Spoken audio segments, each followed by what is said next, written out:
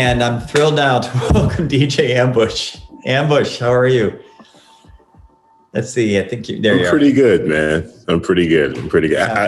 Forgive me if it jumps around a little bit. The Wi-Fi here has been a little sketchy during this week. We're still getting us settled here at the museum, but however, you hear me pretty clear.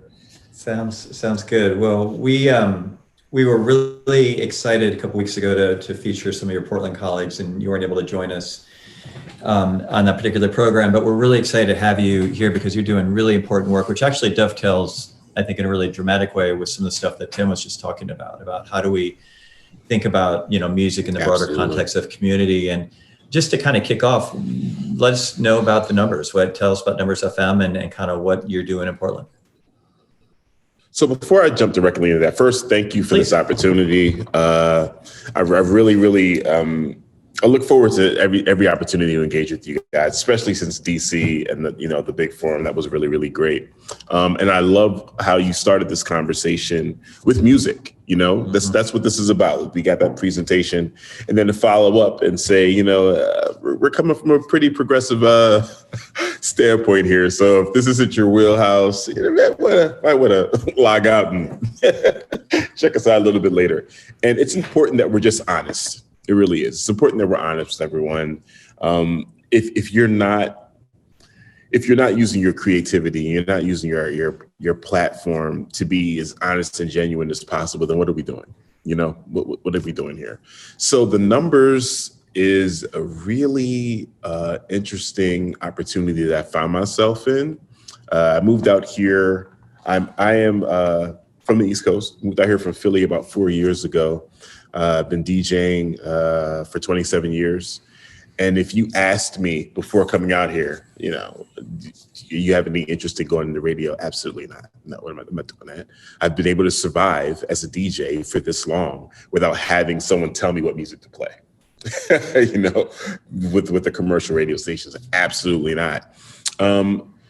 Moving to Portland was a really interesting re-education for me as far as the racial dynamic here, because of the circumstances in which I moved here and the community that I was able to develop just visiting over the years. I wasn't aware until maybe after 3 years of visits that this was literally the whitest city in America. I had known. It felt like an East Coast suburb.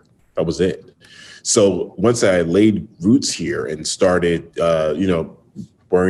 developing myself as a DJ, rebranding, building connections, getting in clubs again, working some contacts. It was at that point that I understood what Black media looked like and felt like here. There was this cavern, it was wide open. It didn't exist. What communities of color were used to was 2 or 3 hours on the radio on this particular station, and primarily community-based stations. The top 40 stations here, they weren't doing it. They weren't doing this any justice. And then, what we're used to anyway is these corporations telling us what the Black music experience is. And that's whatever's on Billboard charts right now. It's not holistic in any shape, form, or fashion. So again, I started out strictly as just a DJ providing some content for this radio station when it started about 2.5 years ago. And then I saw an opportunity to really help it develop. I'm currently at the helm now as the operations and content manager for the Numbers 96.7. So we have a small FM transmission that hits Northeast Portland really, really well, and then parts of North Portland. But we try to urge everyone just to go to the website, press the big play button, and stream us, all over the country, all over the world. Just tune in. And some of the greatest compliments I've gotten, especially early on, was someone that was just in town, just trying to find something to listen to. They were in town from Boston. And when they tuned in, they said, this feels like New York, old school New York radio. Nice. So that was like, oh, okay, that was my first Grammy. Thank you. Feels great. Growing up listening to Stretch and Bandito, that's a huge accomplishment. That's a huge accomplishment for me. So it was really, really dope to be able to come in, again, being an East Coast person, my relationship with music really developed late 80s, early 90s. So I'm bringing that to the table. And it was refreshing to be received that well with, over here on the West. So from a music standpoint, we're doing great. We're killing it. Everyone loves the content. But the other side of that is those 3 minutes that we use, the 3 minutes of commercials at the end of every hour. We're engaging with the community. We're talking to members of the community about, jobs, home ownership, any type of trainings that are available. Right now, any COVID relief that's available. We try to make sure we're offering free ad space and advertising to small businesses, Black businesses. We've developed talk content now. So Sundays, we have about a good 4 to 5 hours of talk content. It's really about carving out a space that never existed for communities of color here in Portland. Again, I don't want to keep harping on this, but being on the East Coast, community radio stations, they're all over the place. For someone to have an internet radio station, there's like 2 or 3 of those on a block in Philadelphia. Like everyone's doing it.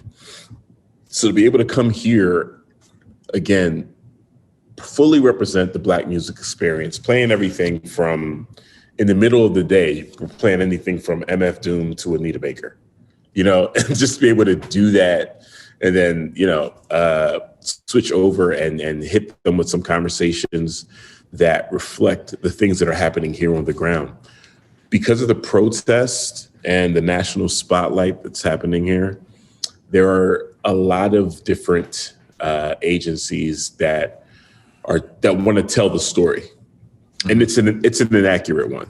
I had family members that have been calling me, friends that have been checking on me. Is the city burning? What's happening? Are you okay? And it's like, it's 3 blocks over there, downtown. That's it. That's it. The rest of us are still dealing with trying to survive, avoid COVID and make sure our bills get paid, So the Numberz has played a really, really integral part in trying to reconnect communities that have been spread out because of gentrification and the other racial dynamics that have existed here in Portland all this time. So it's been amazing.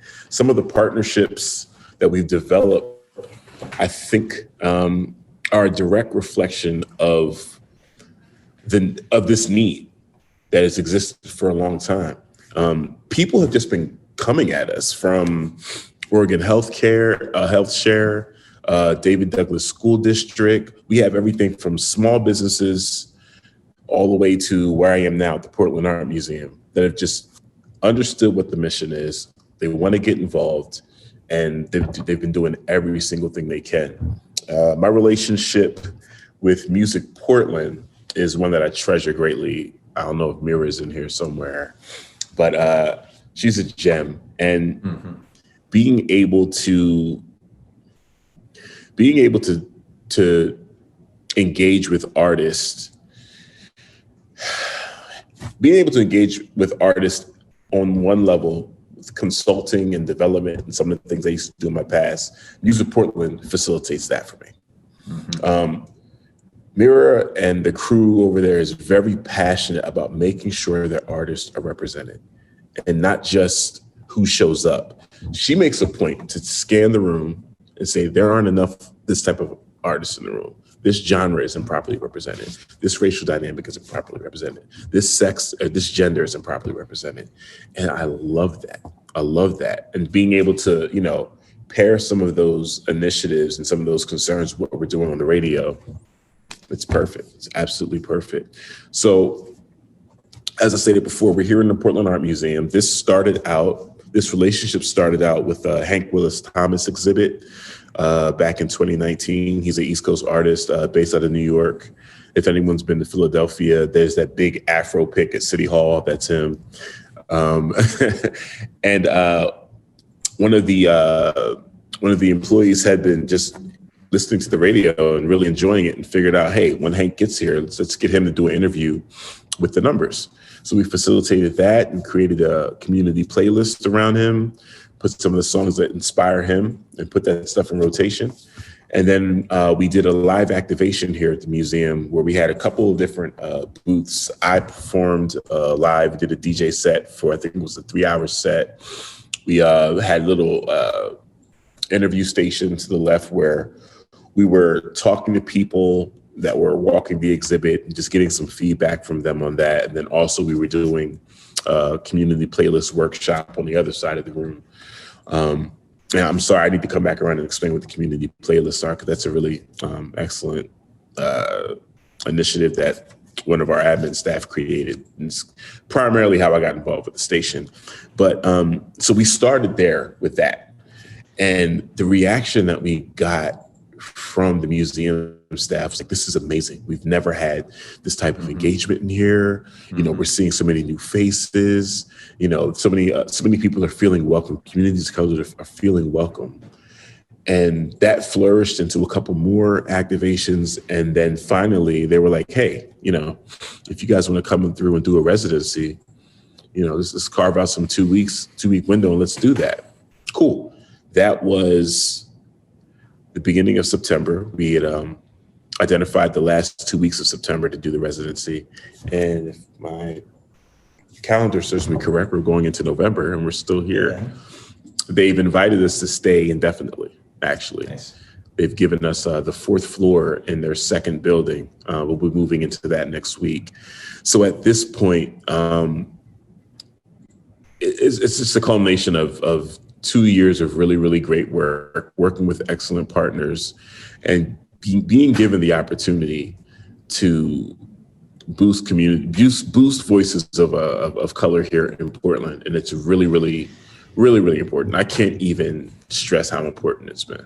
Yeah. So I've got a couple that's all so fascinating to me. And there are a couple pieces I still want to explore, you know, in our remaining time. One is, you know, we've featured a lot of conversations around the role of public non-commercial media, you know, throughout these programs this year.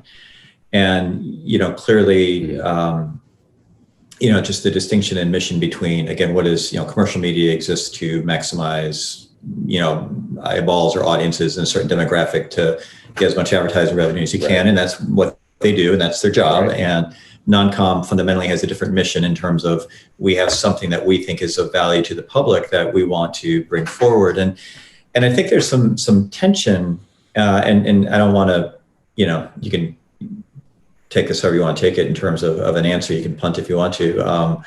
But I do feel like there's some really interesting tension in the sort of non-commercial radio community around the next evolution of non-com, particularly radio. It's happening in TV as well. But and I think one way we're looking at it is, you know, sort of one vision, which is recognizing that public radio, especially in the music side, has not been particularly effective in engaging with BIPOC audiences. And one potential solution is a format solution that we're going to sort of take what happens in, you know, kind of commercial or in AAA, and how some of that's worked its way to non-com, and we can kind of program or format our way out of it.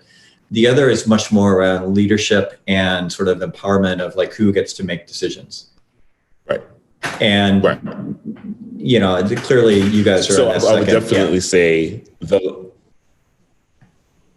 yes, the latter of the two is what's been proven to be more effective.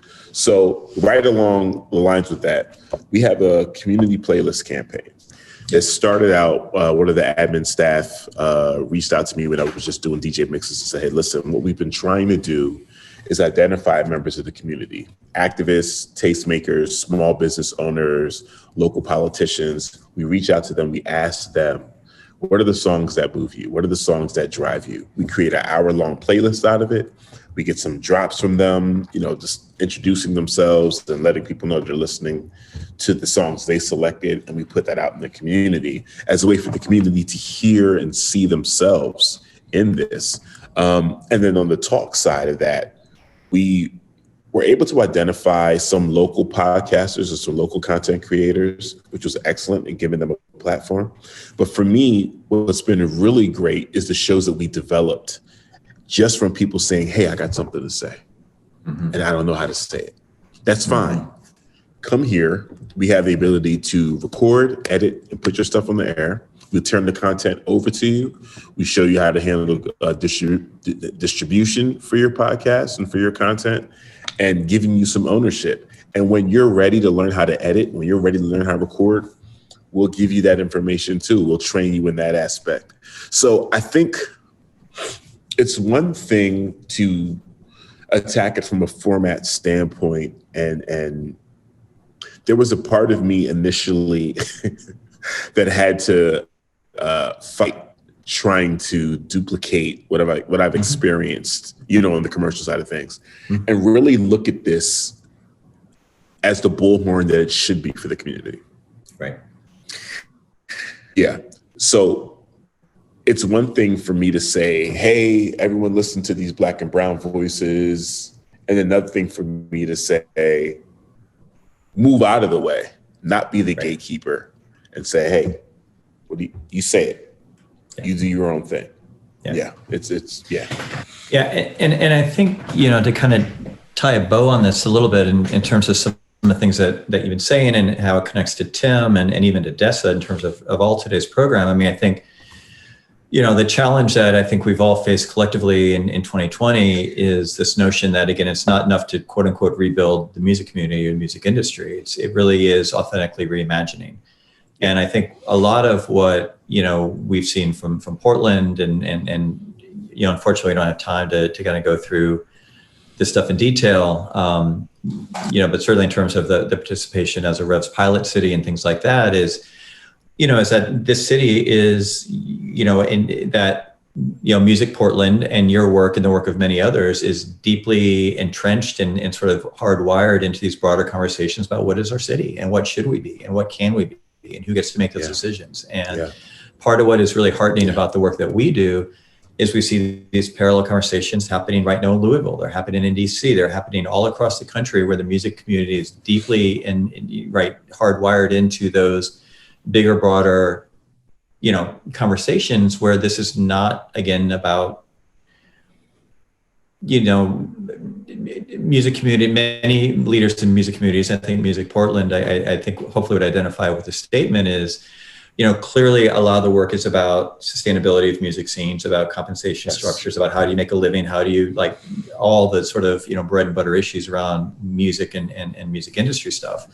But it also is really, taking on this broader conversation or trying to engage with this broader conversation in ways that are really inspiring. And, I think the goal for all of us, again, is, this notion that at some point we're going to be in another end of the pandemic. I mean, something's going to change at some point. We're going to be doing some normal things. And what is the infrastructure that we're, sort of building and investing in the meantime to put us in a position to do things differently. And, not to use Biden's cliche, but build back better that's kind of what it's all about to a large extent. So Ambush, I'm sorry that we're sort of at time. Is there anything you'd like to leave us with here? So Alex put the link to the numbers in the chat. Totally encourage everybody to check that stuff out and check out all the work that Ambush and Mira and Lori and everybody's doing at Music Portland. It's really been inspiring for all of us. Any closing thoughts for us today? No, that was pretty much it. Definitely, guys, awesome. Check out the numbers. Follow us on social media. We love the feedback. We are finally at a place now where the majority of our content is pre-recorded. We do live activations here and there. I think we'll be starting out the new year with a lot more live content. So all the feedback that we can get from you guys, it's just amazing. And thank you again, Michael, for this opportunity. Oh, of course, Amish. It's great to see you. And thanks again to Dessa and to Tim and Alex for producing today. And thanks for all of you who are spending your Friday with us. We really appreciate it. This show will be on our archive. If you saw something you like today and you want to send to your friends and put on social, feel free. It'll be on YouTube this weekend. Good luck with Halloween. Everybody stay safe, stay distant. Everybody go vote. And we'll be back next Friday to just figure out what we got to talk about next week. So, all righty, guys. Thanks, everybody. I know. Appreciate your time. Cheers.